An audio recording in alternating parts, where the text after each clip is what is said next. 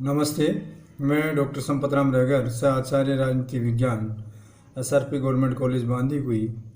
आज हम BA part 3 के प्रश्न पत्र प्रथम में अरस्तु की संपत्ति और परिवार संबंधी विचारों का अध्ययन करेंगे। अरस्तु संपत्ति और परिवार को मानव समाज के लिए एक आवश्यक संस्था मानता है। प्लेटो राज्य के संरक्षकों यानी शासक और सैनिक वर्ग के लिए इसका उन्मूलन करना चाहता है। यानी प्लेटो के राज्य के संरक्षकों के लिए इसका उन्मूलन करना चाहता है। संरक्षक वर्ग का अर्थ यह है, यहाँ पे शासक और सैनिक वर्ग से लिया गया है और इसका अरस्तु घोर विरोधी है। संपत्ति विषयक विचार के संबंध में अरस्तु ने अपनी पुस्तक पॉलिटिक्स की प्रथम पुस्तक में 8वें और 11वें अध्याय से तक इस विषय का विस्तृत यानी विशद विवेचन किया है। अरस्तु के अनुसार संपत्ति का उद्देश्य जीवन की आवश्यकताएं पूरी करना है। ये आवश्यकताएं निम्न प्रकार की आजीविकाओं से पूरी की जा सकती है, जिसमें हम बात करें पशुपालन की, शिकार की, डकैती की, मछली पकड़ना, खेती और व्यापार करना, ये श्रेणियाँ इसमें आती हैं। मनुष्यों की सबसे अधिक संख्या अपनी जीविका कृषि से प्राप्त करती है। यानी मनुष्य का बहुत सारा समुदाय कृषि करके अपना जीविकोपार्जन का उपाय करता है या उसमें अन्न करता है। इसे अरस्तु की श्रेष्ठ व्यवसाय की वृत्ति भी मानता है कि ये व्यवसाय का सबसे सुगम और बेस्ट तरीका है। वह जीविकोपार्जन के 2 स्वरूपों को मानता है। पहला प्राकृतिक, दूसरा अप्राकृतिक। यानी धन कमाने के, धनोपार्जन के 2 साधन, 2 स्वरूप अरस्तु मानता है, जिसमें पहला स्वरूप प्राकृतिक स्वरूप है और दूसरा अप्राकृतिक स्वरूप है।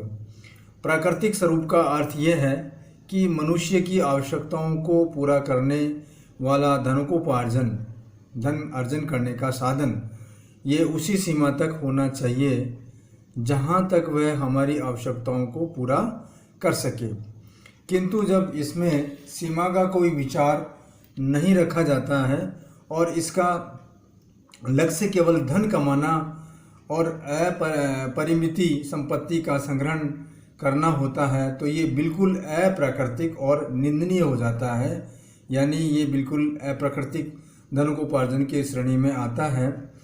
सूदखोरी को वह इसी दृष्टि से बहुत अधिक बुरा मानता है। अरस्तु ये कहता है कि सूदखोरी से अगर धनोपार्जन किया जाता है तो वो सबसे बुरा है, वो नहीं करना चाहिए, क्योंकि इसमें क्योंकि इस प्रकार के साधन में रुपयों के द्वारा अपनी आवश्यकताएं पूरी नहीं की जाती हैं, किंतु दूसरों की बेबसी यानी लाचारी और गरीबी का लाभ उठाते हुए पैसे द्वारा अधिक से अधिक पैसा पैदा किया जाता है।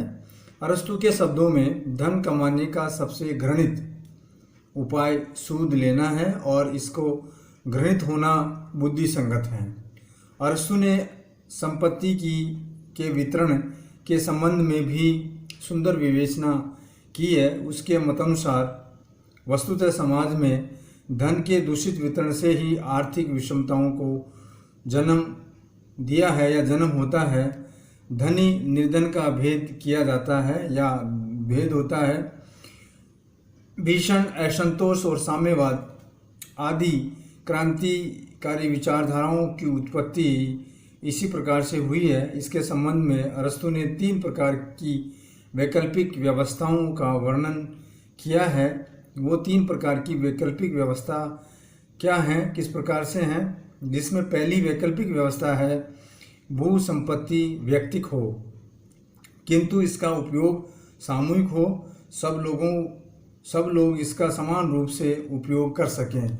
यानी संपत्ति व्यक्तिक हो पर इसका उपयोग सामूहिक होना चाहिए और दूसरी जो उपाय है, बात है धनोपार्जन में, वो यह है कि संपत्ति सामूहिक हो पर उसका उपभोग व्यक्तिक हो। तीसरा है संपत्ति सामूहिक हो और इसका उपभोग भी सामूहिक हो। अरस्तु इन तीनों में से सबसे पहला विकल्प के पक्ष में है, वो सबसे पहला विकल्प को उपयुक्त मानता है। वह संपत्ति को व्यक्तिगत रखते हुए इसका उपभोग समाज की भलाई के लिए करना चाहता है। इसे वह मनुष्य को आनंद प्रदान करती है। इसमें परोपकार, दया, दाक्षिण्य, उदारता आदि सद्गुणों का विकास करती है। परिवार का भी वह इसी आधार पर समर्थन करता है और इसलिए वह प्लेटो के साम्यवाद का विरोधी है। अब हम बात करते हैं व्यक्तिगत परिवार को समाप्त करने की प्लेटो की योजना की आलोचना, यानी व्यक्तिगत परिवार बना करके रहें, इस विचारधारा को समाप्त करना प्लेटो की योजना थी। तो इसकी आलोचना अरस्तु करता है। प्लेटो के व्यक्तिगत परिवार को स्वार्थपरकता का मूल मानते हुए उसको समाप्त करना चाहता है, करके दार्शनिक शासकों का स्त्रियों पर ऐसा सामूहिक अधिकार स्थापित करना चाहता है जिसमें बच्चे राज्य द्वारा पाले जाएं और एक आयु के सभी पुरुष और स्त्रियां अनेक माता पिता भाई बहन समझे जाएं। अरस्तु निम्न कारणों के आधार पर इसकी आलोचना करता है। क्या कारण है? उसमें सबसे पहला कारण यह है कि परिवार मानव समाज की प्राकृतिक, स्वाभाविक और आवश्यक व्यवस्था है। राज्य का मूल स्वरूप परिवार में ही निहित है, क्योंकि प्रारंभ में परिवार, अगर हम कल्पना करें प्रारंभ से लेकर के, तो प्रारंभ में सबसे पहले परिवारों के समूह से ग्राम और ग्रामों के समूह से राज्य बना है। परिवार की जिस संस्था से राज्य का निर्माण होता है उसका राज्य से कैसे लोप किया जा सकता, नहीं किया जा सकता। उसमें परिवार बहुत अनिवार्य व्यवस्था है।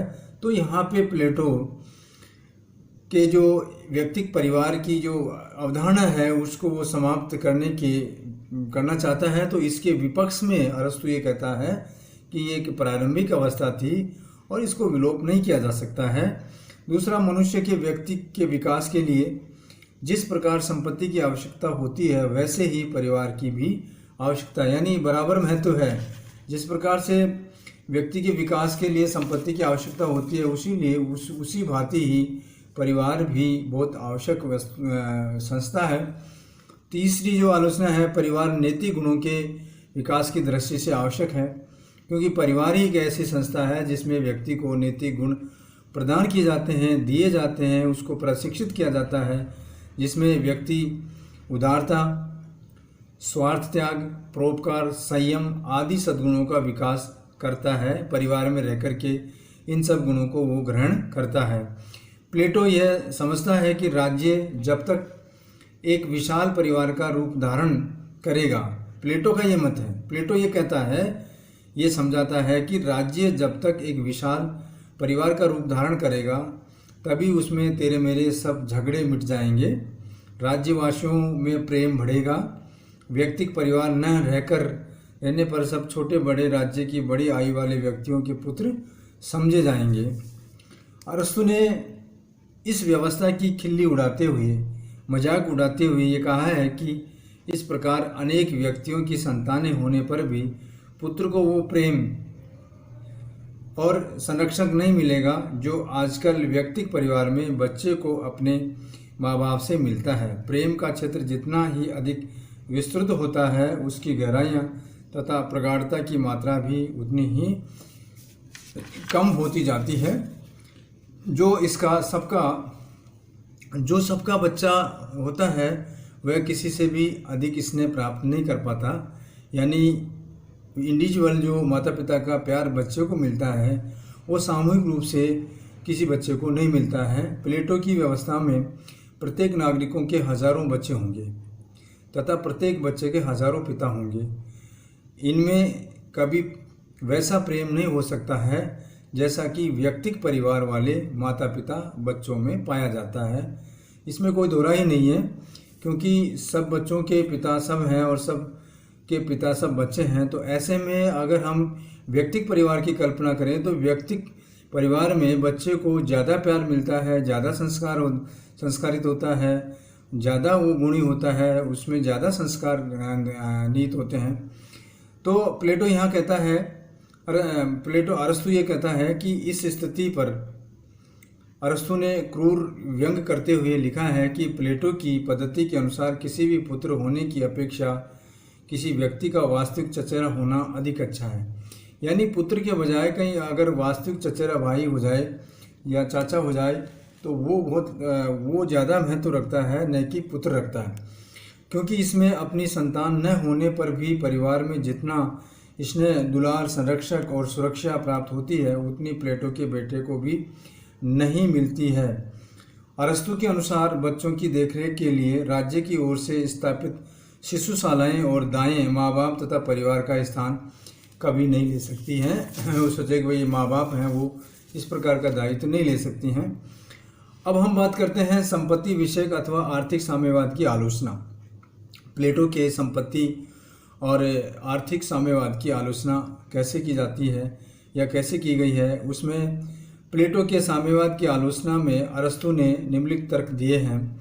पहला तर्क तो यह है कि संपत्ति के सामूहिक होने की व्यवस्था में जो व्यक्ति कठोर परिश्रम करने वाले होंगे उन्हें ये शिकायत होगी कि उन्हें अपने परिश्रम के अनुपात में कम प्रतिफल मिलता है और कम परिश्रम करने वालों को अधिक मिलता है। ये इस प्रकार की शिकायत इस व्यवस्था में मिलती है। दूसरी जो आलोचना है वो यह है कि मनुष्य तब अधिक क्षमता, परिश्रम तथा लगन से के साथ कार्य करेगा जब उन्हें व्यक्तिगत लाभ प्राप्त होने की संभावना होती है। यह एक स्वाभाविक है। अगर व्यक्तिगत लाभ दिया जाएगा तो वो व्यक्ति लगन से काम करेगा और अधिक करेगा, क्षमता से ज़्यादा काम करेगा। तो ये संभावना होती है। यदि उसे इस संभावना होती है, यदि उसे इस संभावना नहीं होती है तो अधिक परिश्रम नहीं कर पाएगा, उसकी क्षमताओं के साथ वो काम नहीं कर पाएगा। तीसरी बात यह है कि सामूहिक संपत्ति और सामूहिक उपभोग सब प्रकार के झगड़ों की जड़ होती है। यानी ये तर्क भी है, अरस्तु प्लेटो के साम्यवाद का ये तर्क देता है कि सामूहिक संपत्ति और सामूहिक उपभोग सब प्रकार के झगड़ों की जड़ होती है। ये कहावत प्रसिद्ध है कि साजे की हंडिया चौराहे पर ही फूटती है। इस प्रकार से अगर इस रखेंगे तो ये चल नहीं पाएगा। चौथा है, व्यक्तिगत संपत्ति मनुष्य को बड़ा आनंद और गर्व प्रदान करती है। जिसमें कोई दो राय नहीं है कि व्यक्तिगत संपत्ति से मनुष्य ज़्यादा खुश होता है और उसको ज़्यादा संरक्षित करके ज़्यादा आनंद और गर्व उठाता है या अनुभव करता है। इसके साथ साथ ही व्यक्तिगत संपत्ति के कारण समाज में जो झगड़े होते हैं उसका कारण संपत्ति का व्यक्तिगत होना नहीं है, किंतु मानवीय प्रकृति की दुष्टता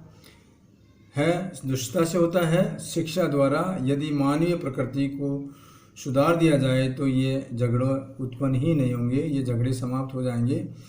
अगला है, प्लेटो यदि साम्यवाद को अच्छा समझता है तो उसे राज्य के शासक और सैनिक वर्ग तक ही क्यों सीमित रखा, उसे उत्पादक और कृषक वर्ग के पर भी क्यों नहीं लागू किया गया है। यानी ये तर्क है कि प्लेटो केवल दो ही वर्ग, शासक और सैनिक वर्ग तक ही संपत्ति विषयक या परिवार विषयक साम्यवाद को लागू करता है, परंतु यह है उत्पादक वर्ग जो कृषि का कार्य करते हैं और अन्य उत्पादक के कार्य करते हैं, उनके लिए ये सीमा निर्धारित नहीं है। व्यक्तिगत संपत्ति को प्राप्त होने वाले आनंद से शासक वर्ग को वंचित करना अनुचित है, अन्यायपूर्ण है।